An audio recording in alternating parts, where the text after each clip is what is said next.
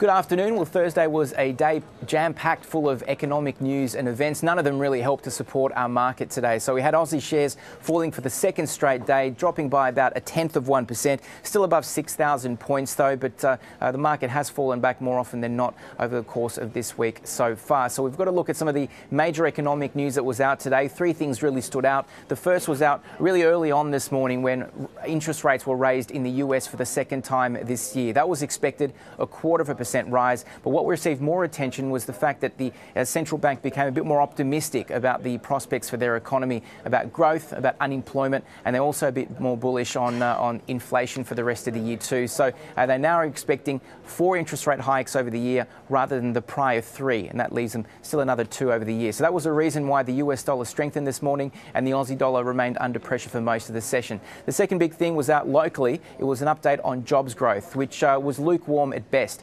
12,000 jobs added in May, which was actually worse than the 19,000 the market was expecting. All the job gains also were from part-time positions, and while the unemployment rate did fall back to the lowest levels in 6 months, down to 5.4%, that was because there were fewer people out there looking for work. So that certainly didn't help. And thirdly, at around lunchtime, we had economic news out of China, which all fell short of expectations. So the market did remain under pressure for the whole day. What really hurt the market today as far as stocks and sectors go, the banks. They fell by as much as 1%. Healthcare stocks not too far behind.